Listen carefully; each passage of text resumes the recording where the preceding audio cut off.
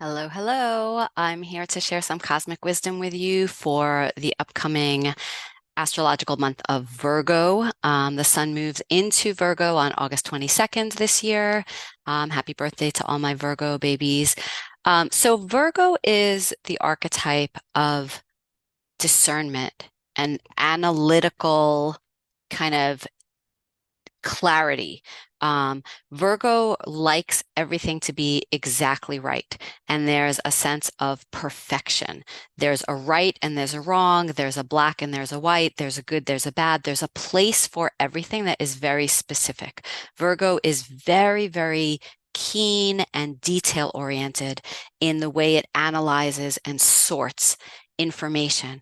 Um, the trap of Virgo is sometimes to be too perfectionistic, too judgmental, too nitpicky, that everything has to be exactly right. And there's a feeling of ill at ease, being ill at ease when things are not in their perfect place, right? So I want to talk about Pisces as the antithesis to this because Virgo and Pisces exist on an axis. They're opposites, but they're mutually interdependent opposites. So it's like having a coin and there's heads and tails and they seem to be opposite, but they need each other to form the coin. One is the front and one is the back. They coexist as a single entity, as a coin. And Virgo and Pisces do this.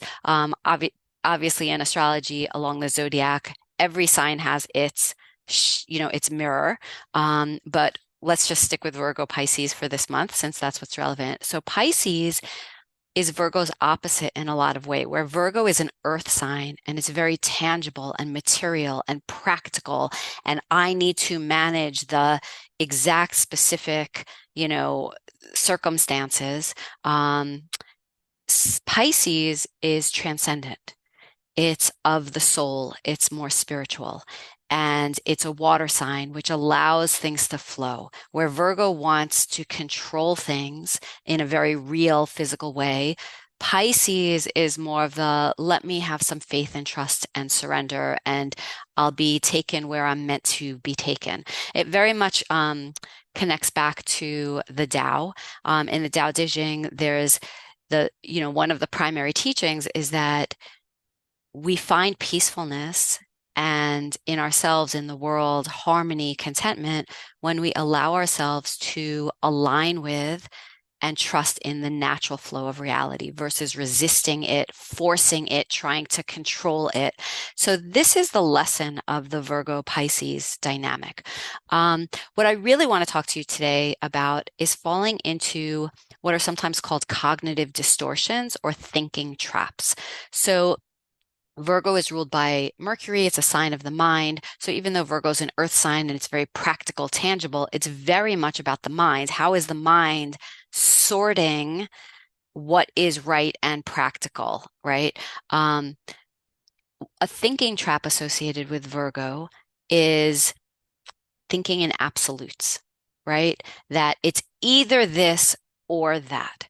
This is right, this is wrong. This is how it has to be done, should be done, the correct way, the perfect way, and everything else is wrong, right? So the problem with that kind of thinking is that it causes a lot of pain and suffering. The bonus of that kind of thinking is that it can really have very strong boundaries and really know what's a yes, what's a no. I actually love that.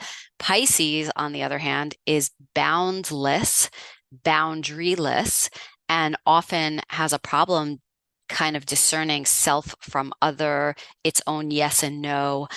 So a problem for Pisces is maybe flowing too much into losing its own sense of ego and form. Whereas on the flip side, Virgo can have such strong boundaries and such need to control that it can, forget to be in flow. So how do we harmonize these two things? Okay. So if you find yourself getting into this thinking trap of there's only two possibilities, right? So there's some problem or issue that you're struggling with or dealing with, or some decision that you need to make, and your mind really can only see two options. It's either this or this, right? It's very dualized. One suggestion is to try to move from either or, all or nothing, into what I sometimes call a yes and, right? So, yes, this could be a yes, and this could be a yes, or there are elements of this that are true, and there are elements of this that are true.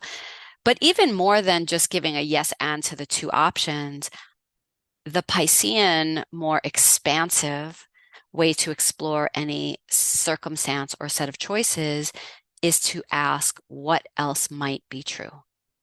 I love this question. What else might be true? Or what else might be possible? So it helps you expand beyond this very limited way of really kind of dualizing to saying, oh, and if I move beyond that box, there might be other things that are possible.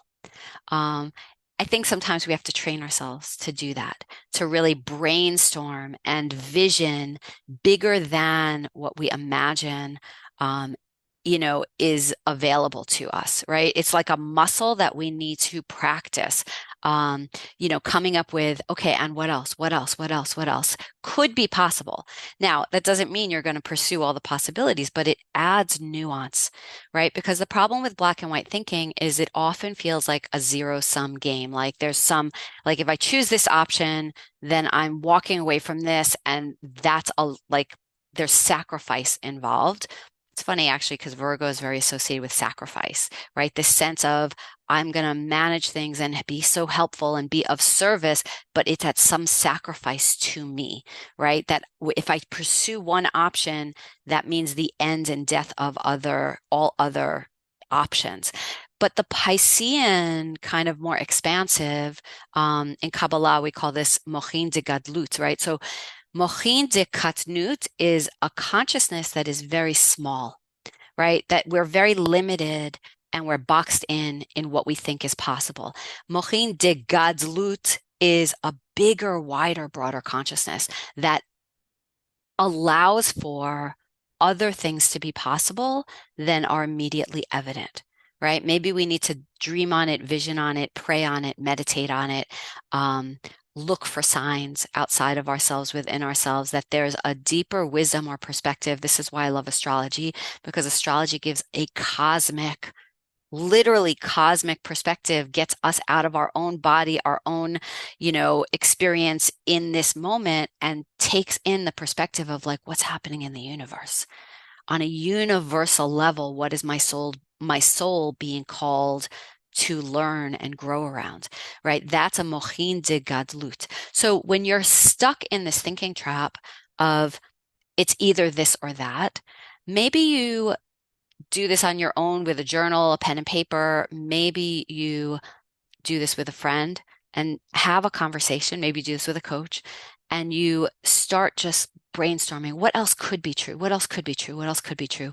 Um, our whole world right now is in just, I don't like to get into politics, especially on these videos, but one of the maybe damaging things that's happening in our world right now that we see politically and in the world is that there's very much either or, all or nothing thinking.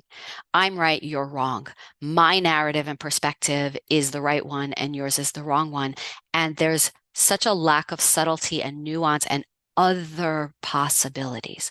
What else is possible? And it's in that realm of possibility that compromise and mutual understanding can happen and compassion can arise, right? Instead of feeling like I have to be right, so I have to make another wrong. It's more like, oh, I can be right and understand this from this perspective and also see another perspective. And maybe there's some common ground here. So that's what I really want to offer you for this month. I'll add two other things. Venus is moving into Libra on August 29th this month. Venus is the goddess of love and beauty and affection. It really speaks to what we value, and Venus rules Libra, and Libra is very much about harmony and fairness and equity within relationship. So I love Venus in Libra. It's a really nice time to really reevaluate. Again, if you've been doing this all or nothing thinking, right and wrong thinking in your relationships, and it's causing disharmony, how might I kind of take this exercise of what else is possible? How do I move to a higher perspective of yes and, right? Instead of either or in my relationships. And see what that does. See if that creates more peace and more harmony.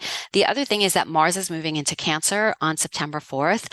Mars is a very masculine, action-oriented fire sign. It can be very selfish. These are my goals.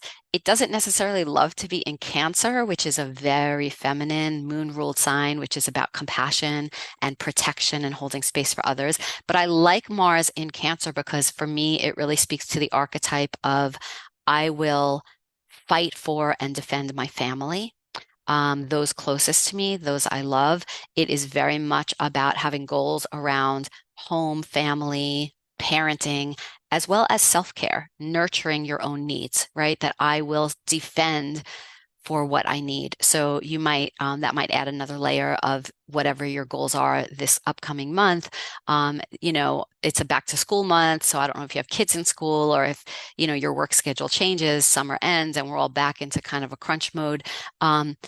Don't forget self-care. Don't forget the importance of finding time to decompress at home, to get into your emotion and to feel what you need to feel and take care of that as well. All right. Well, I hope this has given you something to think about for the month, and I will see you again next month. Thanks so much. Bye.